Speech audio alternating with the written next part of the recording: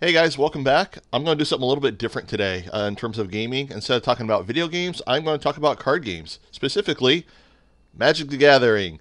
I'm kind of going to show off my deck here. I've been playing kind of the same variation of a deck since about the mid late 90s.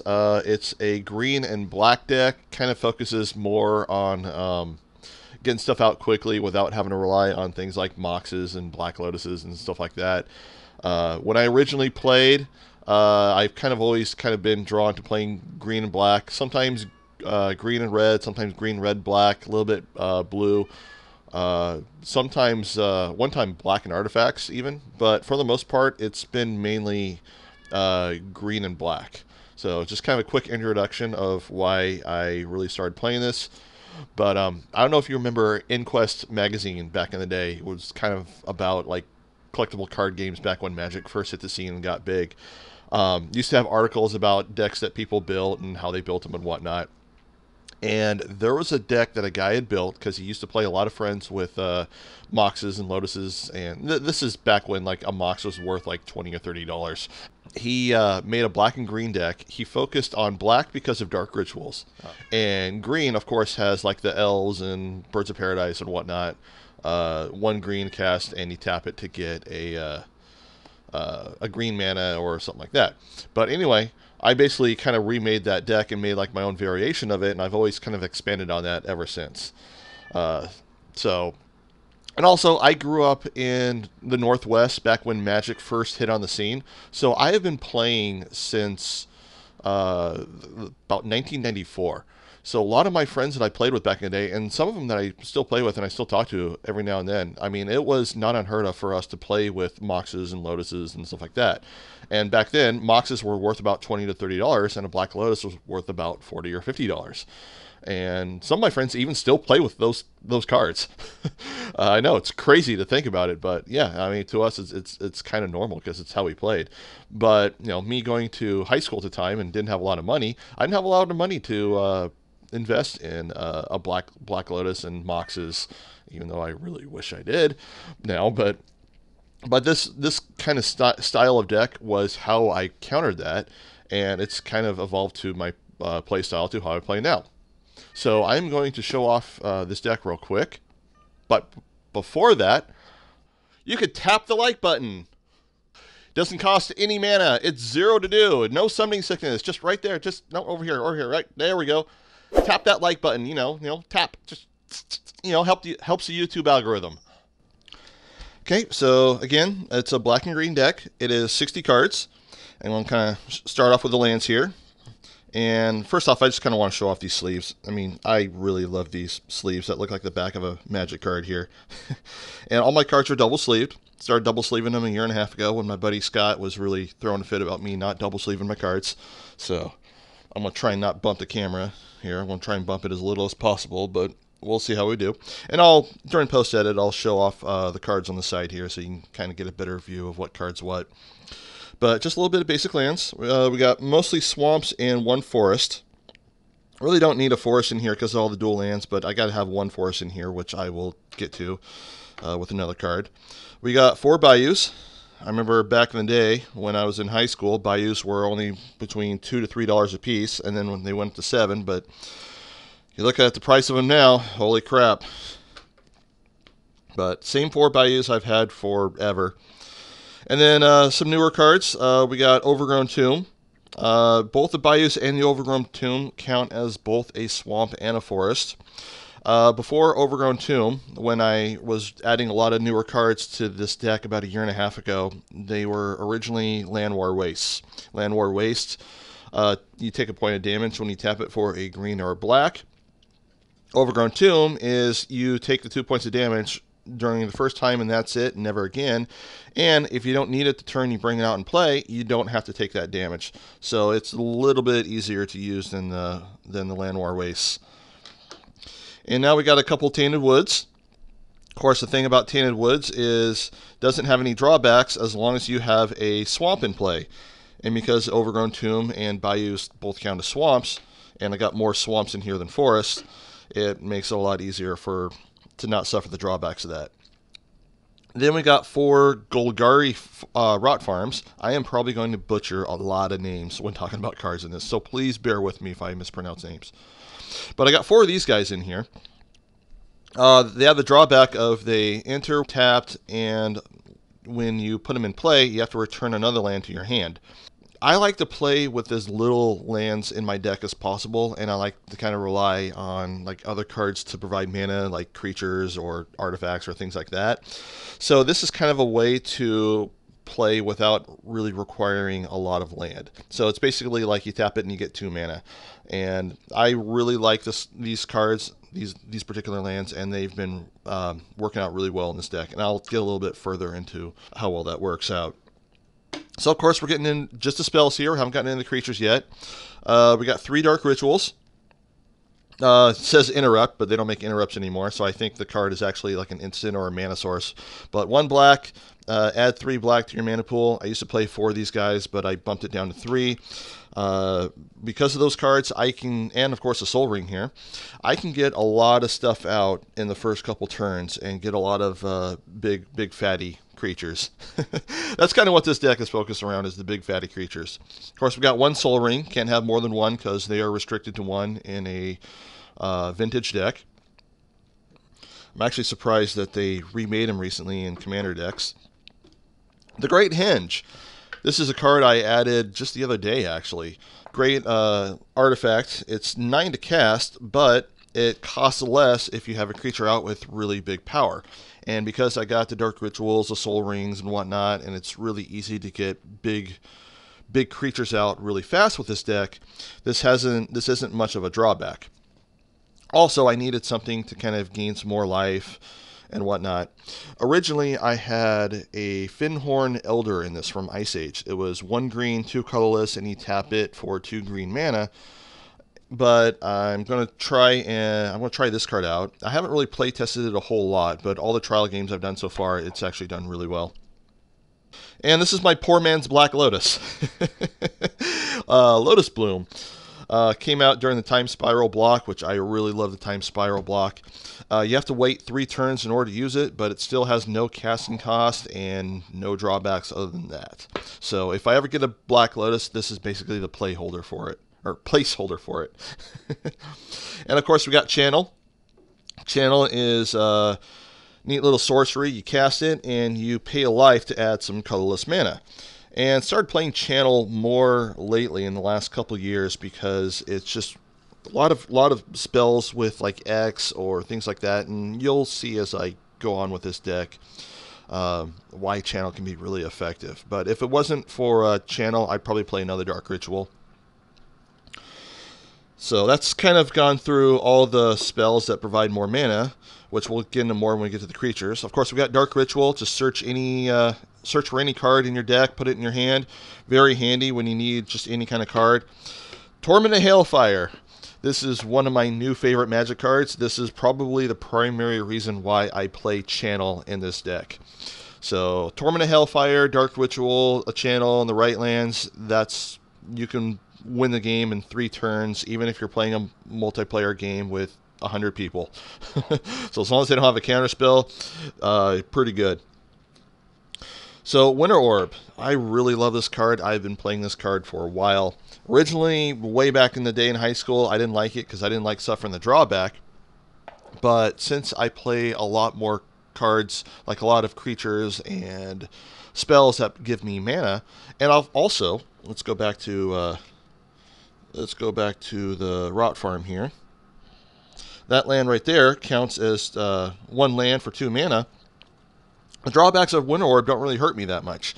Again, this deck is kind of focused on getting big creatures out really fast and kind of beating down my opponent really fast earlier on in the game. But sometimes that doesn't always happen, or sometimes they actually get a pretty good defense. So the nice thing about the Winter Orb is it slows down the game for my opponent. So if the game lasts for a long time, this kind of prevents my opponent from doing a lot of stuff. So this is a very handy card in case the game ends up dragging out. Sword of the Ages. This is actually a foreign version of the card. I used to have an original one, and I sold it a while back, so I need to pick up another one. But Sword of the Ages is very handy because I got again, so many big creatures in this deck where it comes into play tapped, and then you tap it, sacrifice a bunch of creatures, and then all the power of the creatures get dealt and damage to a single target, which is usually my opponent. So it's a great way to finish the game. Force Field, I absolutely love this card. I picked up this card about 15 years ago, and I have been playing it ever since, and it is a great defense card. It has definitely saved me from losing a lot of games when I have had trouble getting out the cards I need to, and my opponent has gotten out some good cards. So definitely a good card there. Pestilence. This is a really good card when playing against a lot of smaller creatures. Playing against an opponent that brings out just a whole bunch of creatures, because my deck is more focused on the big fatties. So I thought about taking this card out and putting in Find and Finality, because when I've been playing the standard decks on the Magic Online game, that's been a very, very handy card. But this card is still too good, so it's kind of a tough decision to do. Animate Dead. Great way to bring a creature out of your graveyard and put it back directly into play. Again, this is another card I thought about removing from the deck and replacing with Find and Finality, because Find and Finality, you can take 2 creatures out of your graveyard and put them back in your hand, or it also has the dual purpose of doing 4 points of damage. Not doing 4 points of damage, but reducing the toughness of all the creatures in play by 4 and wiping the board. But what makes this card really handy is if I have to discard, I can bring it directly into play the next turn. Plus, you can take a creature out from any graveyard, not just your graveyard. So it has the benefit of taking a creature from your opponent's graveyard and playing with a different creature, to where there's a little more variety with the deck. Problem with this deck that I had originally is it was kind of like the same game every time, because it's only 60 cards. But I've been trying to add more cards that are a little more versatile, that have multiple functions. That way, when I'm playing games, I'm not playing the same game over and over again. There's still a lot of variety in playing this deck, even though it's only 60 cards. Which is why I added Garruk, Cursed Huntsman, the Planeswalker.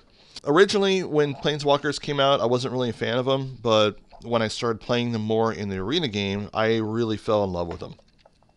I'm trying to keep this deck very creature heavy, because that was kind of a drawback back in the day. I didn't play enough creatures in here. Again, which is another reason why I've been playing cards a little more versatile. But the thing is with this card here is the card generates creatures. I can use it to destroy a creature, and also it can bring out an emblem that can buff up all my other creatures.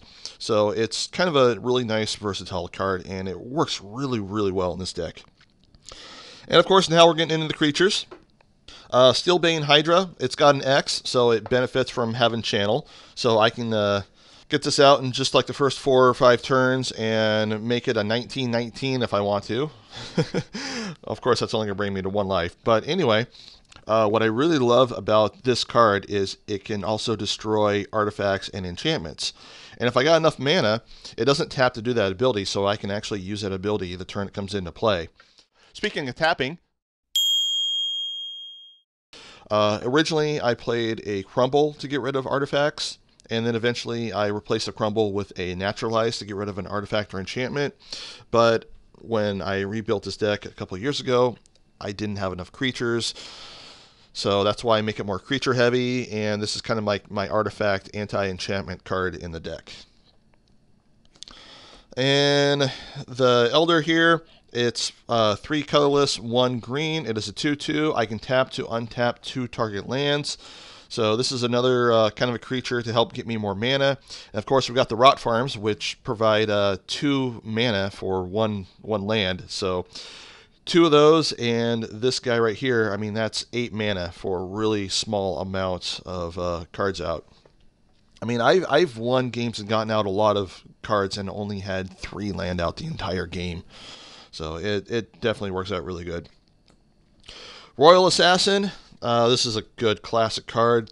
I used to have a beta Royal Assassin. I used to have a lot of beta cards that I sold on eBay about 15 years ago because needed some money at the time, and I am still regretting it.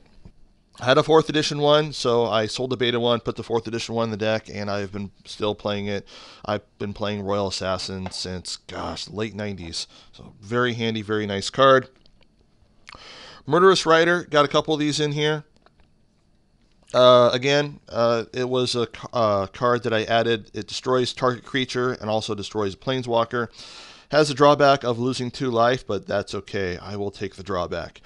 Originally, I kept a couple Terrors or Ashes to Ashes in this deck to destroy other creatures. But again, I needed more creatures in this deck. So this is the benefit of having an instant that destroys creatures and also functions as a creature. So very, very handy. Walking Ballista, another creature that has X in the casting cost, so it benefits from channel. Originally, I had Triskelion in this deck, which kind of served the same purpose. In fact, Triskelion is a little bit more bang for the buck in terms of mana and what you get. But with Walking Ballista, if I didn't play channel, I'd probably go back to Triskelion. But they basically serve the same purpose. You bring it out, it has 1/1 counters, remove a 1/1 counter to do a point of damage to any creature or player. And the nice thing about this one is I can add more counters to it. And also, both cards, you don't have to tap to do the ability, so you can bring this in play and then use that ability right away. Then we have Dread Presence. So I got a couple of these in here. 4 to cast, 3 colorless, 1 black. Whenever a swamp enters the battlefield, you can either draw a card, lose a life, or you can do 2 points of damage to any target and you gain 2 life. Again, we got the bayous, we got a lot of swamps, so a lot of lands in here that function as swamps. We got the Overgrown Tombs and the bayous, which both count as swamps. So definitely a pretty handy card. And then we got the Indulgent Tormentor. 2 black, 3 colorless, so 5 total. It is a 5/3 flying. And beginning your upkeep, you get to draw a card unless your opponent pays 3 life or sacrifices a creature. So very, very handy card. I'm trying to play more cards that let me draw additional cards, because that's been very handy with this deck and with my play styles lately and all the different types that I play. So this is a really good card that lets me draw cards or has my opponent sacrifice some creatures. So it's definitely very good. And I play 2 of them as well. I may go down to 1 if I need to add more stuff, but as of right now, it's very handy. And it's flying. Beanstalk Giant, I play a couple of these. Originally, I played a couple artifacts to give me more mana, but again, I needed more creatures in this deck. So I can cast it as a sorcery for 1 green and 2 colorless. Search your library for any basic land and put it into the battlefield. It has to be basic land. If I ever need a green, that's why I keep at least 1 forest in this deck. But for the most part, I usually use it to bring out a swamp. And once you do that, the creature is exiled, and you can recast it from that exile place, and you got another creature. Now, the only major drawback for this, and also the land comes directly in play. It doesn't come into play tapped, so you can still use it. So that's very handy. The major drawback with the Beanstalk Giant is, again, I don't play a lot of lands in this. So usually every time I play, I end up casting the Beanstalk Giant as a creature. It's usually like a 4/4 or 5/5 at the most. But again, I needed more creatures in the deck. But it'll probably get replaced if I ever find something better. But for now, Beanstalk Giant it's pretty handy. And Doom Whisperer. Holy crap, this is probably one of my favorite creatures from all the new sets that have come out in the last couple of years. 6/6, flying and trample for 5 mana. 2 black, 3 colorless. And I got 3 of these in here. And I was originally playing 4, but I needed to make room for some of the other cards. So I bumped it down to 3. But originally, I had 2 Singer Vampires in this deck, which same casting cost for 4/4 flying. Actually, I might have played three Singer Vampires for a time, and also played a Lord of the Pit.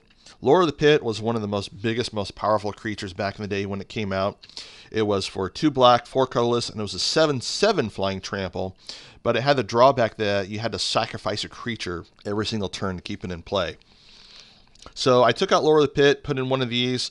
even though it is a little bit weaker, a 6/6 flying trample instead of a 7/7 flying trample. It doesn't have the drawbacks, and it's actually one less to cast. So I got the 3 Dark Rituals. So if my opening hand, if I got 2 Dark Rituals in my hand, I can literally cast one of these on the very first turn. And that's actually very common to happen in this deck. So yeah, I mean, definitely is a good way to start off the game and take out my opponent very, very quickly. End-Raze Forerunners. This card is a fun card. I may replace it with something else, but for right now, it's a pretty handy card. Kind of a little bit to cast. 3 green, even though I play a lot of cards that provide a lot of mana, 3 green's a little more tougher than 3 black because of the Dark Rituals. But 7/7 trample, vigilance. Vigilance means it doesn't tap to attack. Haste, which means it can attack the turn it comes into play, but when it enters the battlefield, it also buffs everything else that I have, every other creature that I have with 2/2, vigilance, and trample. So it's a nice card to buff everything else out. And I originally played with like a sorcery or an instant or something to kind of buff my creatures, but again, I needed more creatures, and this was a good card to kind of like buff all my creatures and at the same time count as a creature. But I may replace it with something else, but for right now, this is what's in the deck. Ancient Stone Idol. This is a nice, another nice card to play against a opponent that has a whole bunch of small creatures and attack me at once, because I can cast this at any point in time with a flash ability, and for every creature that is attacking, it costs 1 less. So they can attack me with 8 creatures, and with the 10 casting costs, it only costs me 2 to bring out. Also, I can bring this out in the first couple turns with Channel. So it is a 12/12 trample creature that I can get out in the second turn if I need to. And also, if it dies, it brings out another creature in play. And for the next card, don't you know who I am? I am the Juggernaut. This is a good classic card. Let me get them all here. I got 4 of these bad boys in this deck. It is a 5/3 for 4. They quit making this after the 3rd edition, and they brought it back for a couple sets. I know I've seen some newer versions of this card, but back in the day, almost everyone played with at least one of these cards in their deck. Has a drawback that it has to attack every single turn if it can, but what's nice is it cannot be blocked by walls, and I remember back in the day, a lot of people played with the walls. But yeah, it's still a great card. I still play 4 of them. It's very hard to take them out of the deck, especially with Channel, because I can put Channel out and I can cast 2 or 3 of these guys, or Dark Rituals. You know, they're artifact creatures, so they're colorless. They don't require any black or green. So very handy card, and they got a 5 power, so yeah, they do a lot of damage. And next, we got the Lovestruck Beast. Lovestruck Beast is only 3 to cast for a 5/5 creature. I love this card. I got a whole bunch of them. They have the drawback that they cannot attack unless you have another 1/1 creature, which is a nice thing about their adventure card is for 1 green, you get out a 1/1 creature. So it's basically 1 card and you get out 2 creatures. Also got like the Royal Assassin and a couple other creatures in there that are 1/1. So at the very least, I got, if all my 1/1s die, I still got a 5/5 for a defender. So it is a pretty nice card. And last but not least, we got the Magus of the Library. Another creature that has the benefit of giving me another colorless mana. And also, I can tap it to draw a card if I have 7 cards in my hand already. So it is another card used to draw additional cards in my hand. Comes out very, very handy. So a couple more cards I picked up recently that I'm trying to find a spot in this deck that I haven't really found a spot yet is Liliana, Planeswalker. It's 6 to cast, 4 black, or 2 black, 4 colorless. This is not in my deck yet. Again, I'm trying to find a spot yet. But I've been playing this card a lot in my standard deck on the Magic Online game. Whenever a creature dies, you can draw another card. You can use it to create a 2/2 black creature, and you can use it for each player sacrifices 2 creatures. So if my opponent has a couple big fatties out, I can use it and force him to sacrifice, force my opponent to sacrifice those creatures. So very versatile card, but the casting cost is a little high for me. So I'm still kind of debating on whether to put this in or not. Also got another Planeswalker. We got Vivian, 5 to cast, but still kind of a weak Planeswalker, but it also generates creatures. So I'm still trying to decide whether to put these in or not. I mean, they're cards that generate creatures. So I could replace creatures, or I could replace a creature in my deck with both these Planeswalkers if I wanted to. But I'm still kind of apprehensive on whether to do that or not. So anyway, that is my Magic deck in its current form as of early 2021. Let me know what you think. Let me know what you would add or take out if this was your deck, or whether you would play with additional Planeswalkers, or maybe even less of them, or if you don't like them. Or let me know what you think, and I will see you guys on the next video. Thank you very much for taking the time to watch my video. If you like what you see and you would like to support this channel and help it grow, please click the subscribe right here. Also, if you like this video, feel free to give a like and leave a comment below. Also, if you click this little bell icon right here, you'll get a notification every time I upload a new video. Thank you very much, and I will see you guys later.